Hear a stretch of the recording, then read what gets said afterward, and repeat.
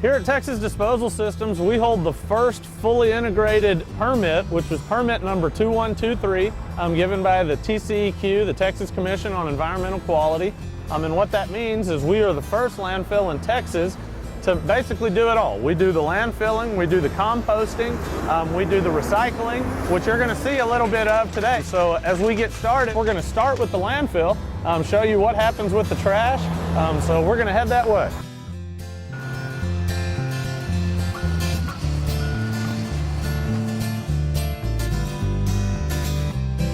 So as your trash comes into the landfill, whether it's coming from your home or whether it's coming from a restaurant that you might have had dinner at last night, what happens is it comes through our front gate. It's going to pull right here to the scale house behind me. And what they'll do is they'll pull right here to the right side on these inbound scales. And they will then get weighed. They'll pull down to the working face where they're going to dump the trash, which you'll see in just a minute. Then they come back out, pull on the other side on the outbound scales, then we will weigh that truck empty, then we know exactly how much waste that truck brought in here. So the truck that you see on the scales now, that's one of our transfer trucks. We have a few different transfer stations. We have one in Georgetown, we have one in San Antonio, one in Weimar. So what you're looking at is a transfer truck that is bringing trash here from other facilities. And the City of San Antonio trucks, as well as some of our trucks, pick up trash in San Antonio, bring it to that facility. They then dump it into these trailers, and then this truck will bring the trash to the landfill here. We're hauling right at 50,000 pounds of trash in that truck, and we will dump that trash out in a matter of about 20 seconds. Now when the general public comes in, like if you cleaned out your garage and you had a pickup load of trash, in a moment I'm going to show you where that trash goes if you were to bring it in on your own. They pay at the window, and then they pull right over here behind me and they back up to these numbered squares that you see. There are roll-off boxes down below that they are throwing their trash into, and then we have guys that are standing over there that are going to look through that trash to look for a couple different things. One, they're going to make sure that there's nothing in there that's not supposed to be, like oil, paint, batteries. The other thing that they're looking for is if there's anything that's of any value that we might be able to pull out of there and turn around and sell back to the public.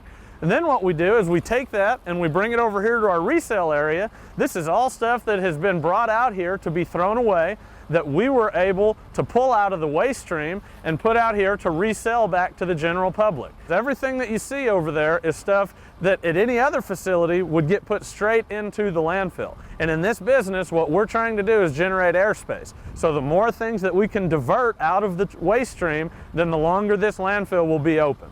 The Austin Chronicle has called us the best unadvertised garage sale in Austin. You would be totally amazed at what you can find over here in this resale shop. This lumber that you see right here, we're going to pull out of this load, and this lumber will get repurposed. We will take it back to our Gardenville location where it will either get ground up, or the good pieces we will pull out. A lot of it we will use ourselves back on the ranch. What we have here next to our resale shop is our metal buyback center, where you can bring out aluminum cans, small metal, things like that. We will then buy that from you. In a minute, we're going to be back at our green builder and our large-scale metal recycling area, where we'll show you what happens with the large-scale metal stuff. Here's a row of bikes here. What a lot of people do is they'll come in and they might buy 2 or 3 of these bikes, and then they'll take the parts off of them and make one good one. This might not look like a lot of stuff, but if you multiply this over the 20 years that this landfill has been open, that's a lot of waste that we've been able to keep out of the landfill by repurposing that for another use. At TDS, whenever we take tires, what we do with them is we put them here in this trailer where we will send them off to get shredded. It is actually illegal to throw whole tires into a landfill. Now you can quarter them and put them into landfills, but what we do is we'll send them off, we have them shredded, and then we use those for a number of different things that you'll see later on in the tour. So here's the original truck. This is Genesis right here. This is the truck that Jim and Bob Gregory started TDS with in 1977. They had $10,000, they got this truck, and they started with one customer. Jimmy drove the truck, Bobby was making the sales calls, and their wives, Kay and Janet, were answering the telephones. And they slowly started begging for business. So from those 4 employees, we're now up to over 600 employees. And from that one truck right there, we now have a fleet of over 200 trucks that are out on the road at any given time, picking up trash in the Central Texas and the West Texas area.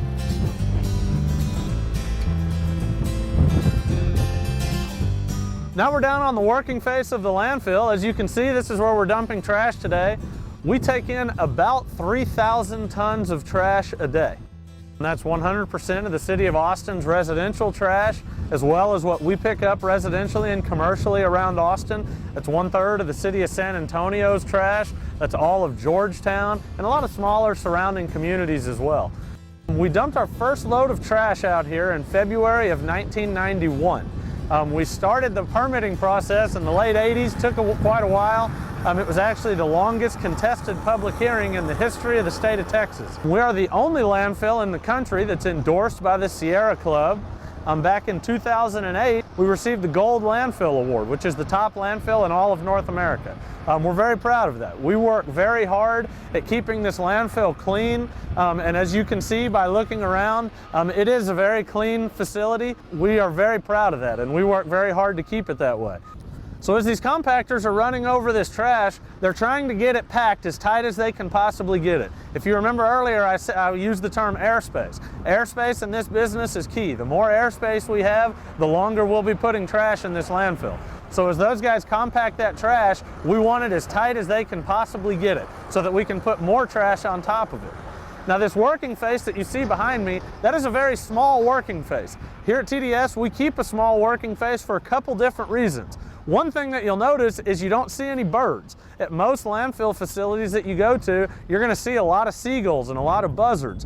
We keep this small working face so that those birds can't find us. We do not give them a food source where they can come in, land down here, and have something to eat. So we keep it a very small working face for that reason, and also for blowing paper.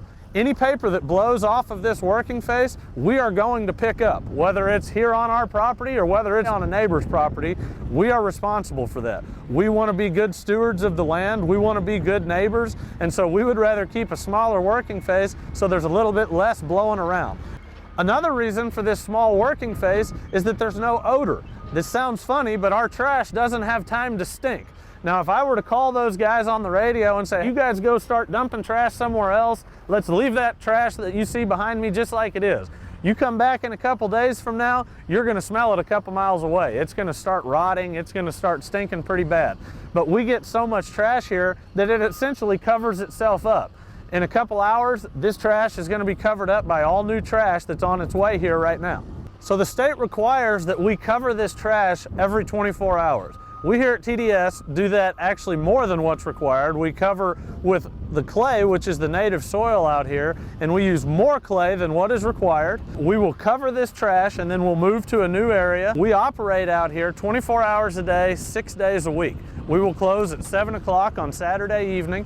So then if you come out here on Sunday, you would come back here, you would not find a piece of paper blowing, you will not find anything. That will be completely covered. And then when we come in on Monday morning, they'll start in a brand new area.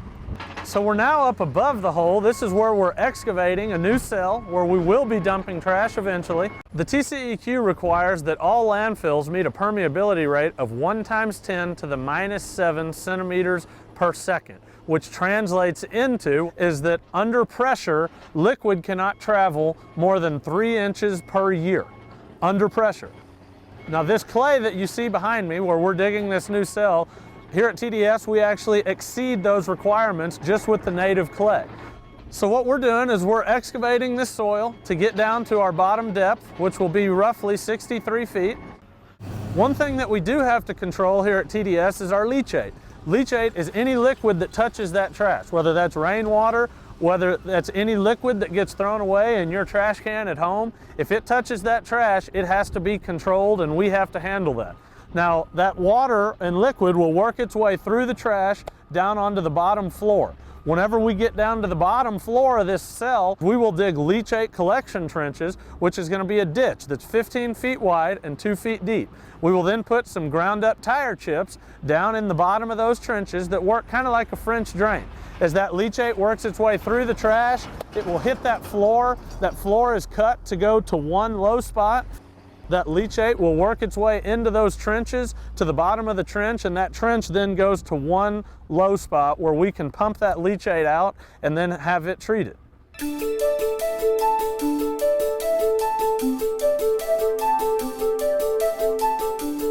So we're now dumping in phase 2 of the landfill. Behind me to my left is phase 1, where we were dumping the trash. And now if you look up here on the hill, you'll see there's an S-shaped pipe up there where we are pulling the methane gas out of the landfill. That methane is the gas that's produced as the trash breaks down, and so we are sucking that methane out. It's going right over here right now into this flare, which is all you can see really right now is this big black box up in the air. But if you come out here at night, you will see a big beautiful flame burning. We are in the process of getting some generators out here where we hope to be able to use that gas to run the power back at the pavilion as well as run the MRF across the street. Then whatever's left over, we will just pipe back into the city's lines and sell back to the city.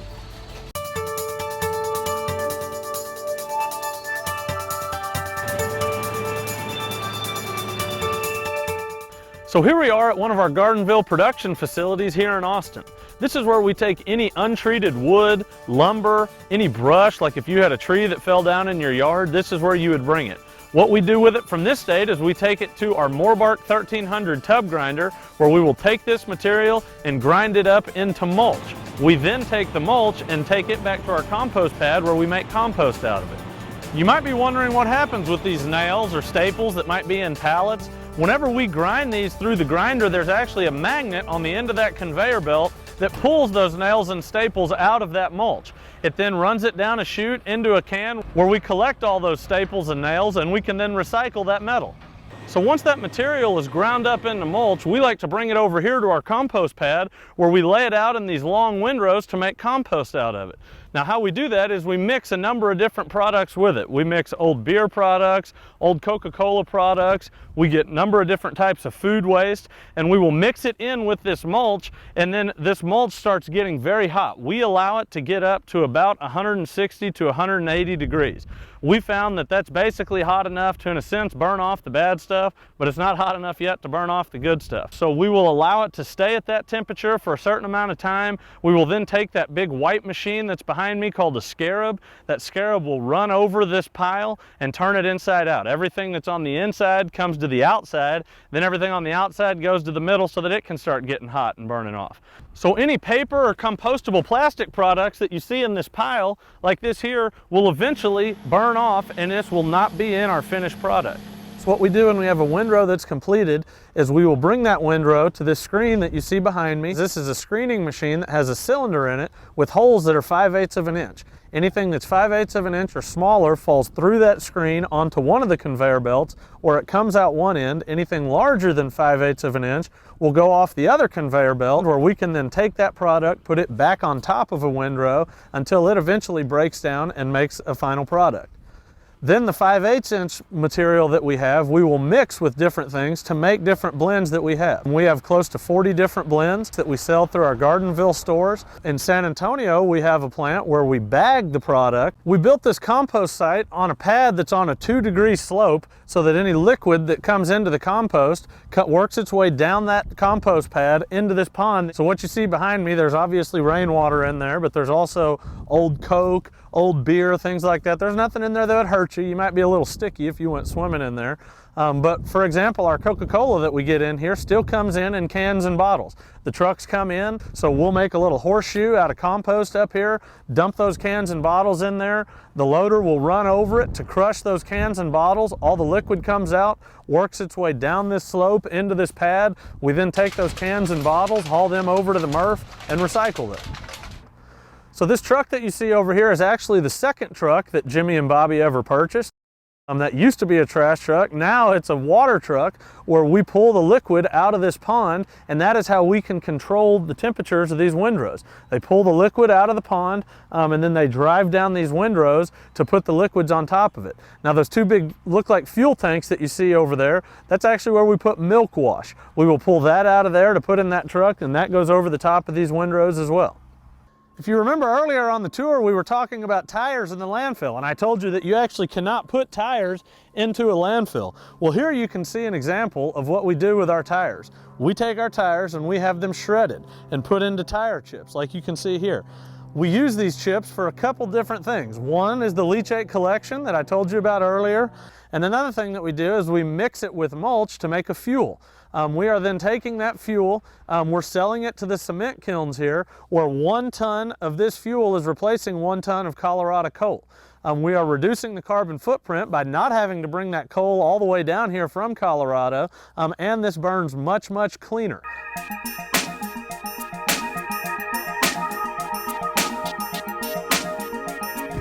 Now we're headed over to our green builder area. We're going to show you where we do a lot of our large-scale metal recycling as well as our green builder program.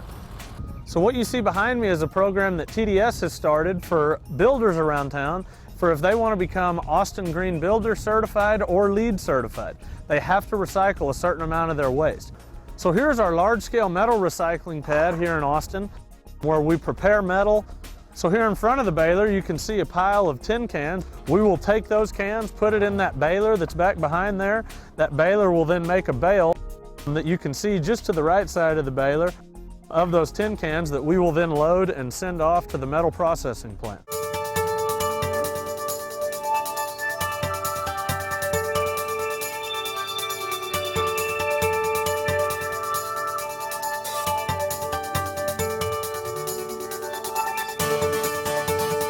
So here at TDS, we have over 100 species of animals. You're going to see a lot of those animals today. Here's one of everybody's favorites. This is actually Stretch. Stretch is a reticulated giraffe, which is the most common of the giraffe species. Hey, bud. He loves carrots, as you can see. Giraffes have the largest heart of any land mammal, and that's because it's got to pump the blood all the way from their body up to their brain. Their tongue is also about an inch long for every foot tall they are. So you can see Stretch's tongue is about 14 or 15 inches long. It's also a dark blue, almost black color because they spend most of their days eating out of the tall trees in Africa, and if it was the same color as ours, it would actually get sunburned. Now our original plan for back here on the ranch is we were actually going to put in an 18-hole golf course. But after some feedback from the community, we decided against the golf course, started looking into other options, and with a landfill, you have to have an industrialized fence. Most landfills put in chain link fencing, but we didn't really want to do chain link. We didn't want it to look like it was a prison or like we were trying to hide something or it was real industrial. So we started looking into other options and decided to use the 8-foot tall game fence, which is what we have to have for most of these exotic animals. So we put that game fence up, we started with some longhorn and some buffalo and some black buck antelope, and now we're up over 100 species.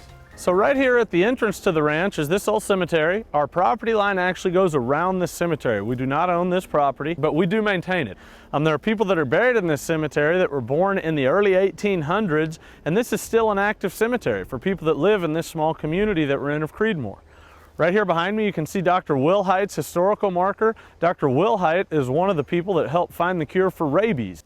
Now over to my left is where we had an old one-room schoolhouse, which was a really neat building. It was for people that live in this community of Creedmoor. It's where a lot of the older people went to school. We loved the building. It started leaning more and more. We did a little research on it and found out that the whole building was made out of old world longleaf pine. Now you can still find longleaf pine, but old world longleaf means that it's 130 years old or older. It comes from right over on the Texas-Louisiana border. So what we did is we took it apart piece by piece, we planed that wood, and we used that wood for the floors in the log cabins and also the trophy cases in the pavilion, as well as the bar in the pavilion. So now we're rolling through a portion of the ranch here where we're going to see a few of our animals. This pasture that we're in right now is what we call the game park. This is actually permitted landfill space. Now it's not trash right now, but if you come back here in say 10 or 15 years, this is where we will be dumping trash. Here's some greater kudu. These guys come from Africa. The males have horns, females do not. You can see they have great big ears. They say that Texas is more like Africa than anywhere else. The heat doesn't really bother these animals, and the cold doesn't really bother them until it's cold and wet. These barns that you see scattered around the ranch, you'll notice that for the most part they're facing south. That's so that in the wintertime the animals can get in there and get out of that north wind. Now these barns are all made from 100% recycled material. This is all stuff that we pulled out of the trash. This is a group of addax. The addax come from the desert area in Africa. If you could see their hooves, you would see that they are very, very flat, and that is for walking on the sand in the desert. These guys can actually go weeks without water because they get all the moisture that they need out of the grass and the plants that they eat. Here we've got a group of blesbok, which are the brown ones with the long, white, funny-looking face. They come from South Africa. Here's a group of scimitar horned oryx. The scimitar horned oryx come from Africa. This is actually the only animal in the world that whenever they're born, they are actually born with a horn. This is a group of Barasingha. These guys come from India.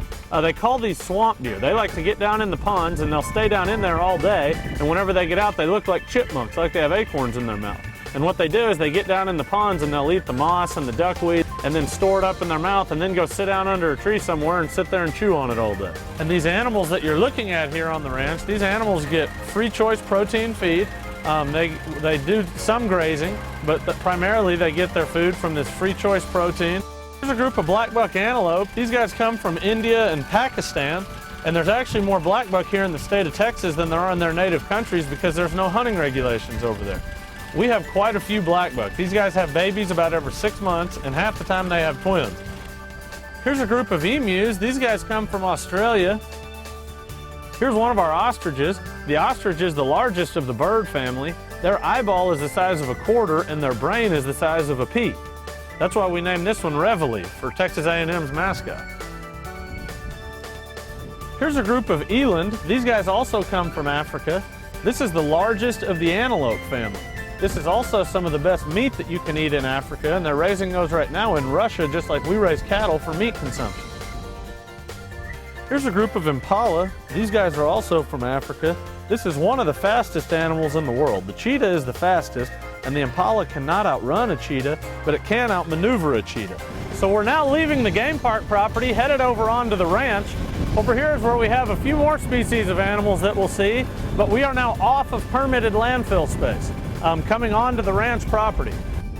Right over here are some Grant zebras. There's 3 main types of zebras, Grants, Gravies, and Chapmans. These that you see are the Grants. That's the most common. The reason why zebras have stripes is actually for camouflage. And whenever they sense that there's a predator around, they get in a really tight group and they take off running. Then all their stripes run together and the predators can't pick them out. Here's some of our Texas Longhorns, which, as you can see, like to hang out with our buffalo. This is the typical Texas Longhorn. We used to have an old Bevo, which was the University of Texas mascot. It was Bevo number 12. He was the mascot from 1986 to 1991.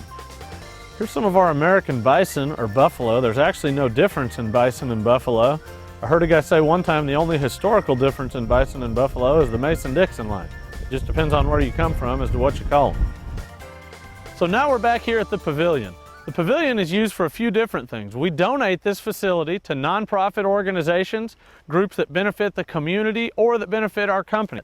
We've had a number of different types of events, everything from the Cattle Barons Ball for the American Cancer Society to the Lance Armstrong Foundation, up to our TDS company picnics. Some of the larger events we've hosted have had as many as 2,000 people at them. And then with some of the smaller events, we like to use our log cabins, which these log cabins have come from right up on the Washington-Oregon border in Cascade, Washington. This is lodgepole pine that you see here. We have now gone over the $20 million mark for nonprofit groups in the Central Texas area by hosting their events here at the pavilion. So this mesquite tree that you see here was actually aged at over 100 years old. This is kind of the centerpiece of the pavilion back here. As you can see where it was split, this tree was struck by lightning about 40 years ago, but it didn't kill the tree. The tree is living and it is still growing today. A little bit of history about the pavilion here. We started with the picnic pavilion, which is out back. When we built that pavilion, we started having some pretty fun parties. We'd use the headlights of the pickup trucks to light things up. So when the sun would go down, the event was over. So we built that facility and started having more and more people out here. And Jimmy and Bobby were actually at separate events when God put it on both of their hearts to do something different, to build something a little bigger. So they got together, they kind of came up with the idea where we're at today as a way to give back to the community. We built this facility to be able to give back. We feel that God has blessed our family and it's a way for us to give back to people. So we have what you see now. We built this facility downwind from the landfill on purpose to prove that with a properly run landfill, you can coexist, because you hear a lot of horror stories about landfills, and honestly, most of them are true, but it doesn't have to be that way. So we built this facility to prove that we can do it right.